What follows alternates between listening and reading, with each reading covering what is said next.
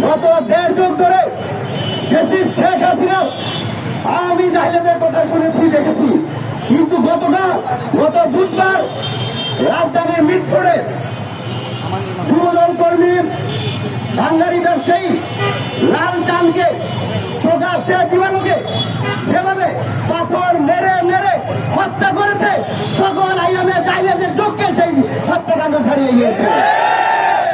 আমরা আজকে বাংলাদেশ ছাত্র অধিকার পরিষদের এই বিক্ষোভ সমাবেশ থেকে স্পষ্ট বলতে চাই, যেই হত্যাকাণ্ড হয়েছে অনতিবিলম্বে সেই হত্যাকাণ্ডের দ্রুত বিচার ট্রাইব্যুনাল গঠনের মাধ্যমে আগামী 1 মাসের মধ্যে দৃষ্টান্তমূলক শাস্তি দিতে হবে।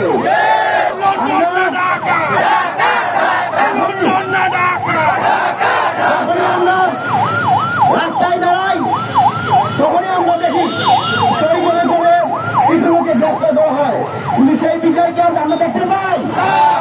আমরা স্পষ্ট হয়ে বলতে চাই, লাল চাঁদ হত্যাকাণ্ডের সাথে জড়িতদেরকে দ্রুত বিচার ট্রাইব্যুনালের মাধ্যমে দ্রুত বিচার কাজ করতে হবে। একটা কথা স্পষ্ট হয়ে বলে দেখেন, আমরা প্রায় শুনি কাকের মাংস খায় না, কিন্তু আমরা দেখতে পেয়েছি গত 10 মাসে বিএনপির মাংস খেয়েছে ফেলেছে।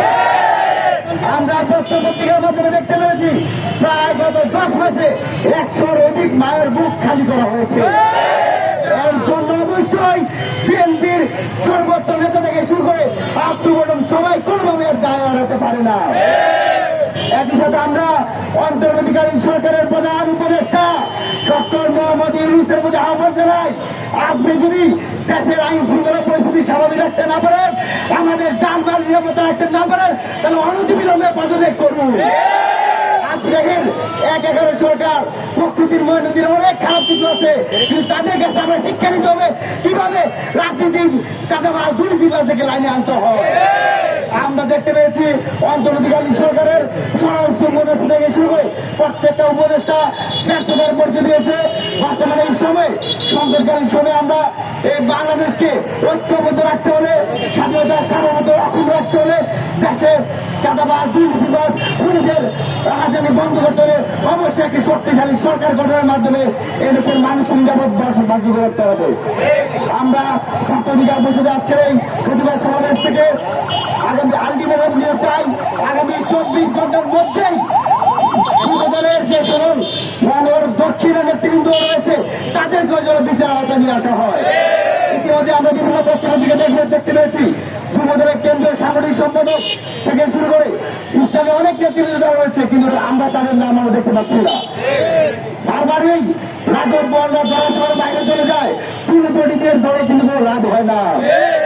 আমরা ছাত্র অধিকার পরিষদের পক্ষ থেকে সন্ত্রাস চাঁদাবাজের বিরুদ্ধে যে অগ্রযাত্রা রয়েছে, সেই ধারাবাহিকতায় ছাত্র অধিকার পরিষদের নেতৃবৃন্দকে উদাত্ত আহ্বান জানাবো, প্রত্যেকটা বিশ্ববিদ্যালয়, কলেজ, জেলা, মহানগর, ইউনিয়ন ওয়ার্ডে যেখানেই চাঁদাবাজ দেখবেন, যেখানেই দুর্নীতিবাজ দেখবেন, যেখানেই সন্ত্রাস দেখবেন, সেখানেই প্রতিবাদ গড়ে তুলব।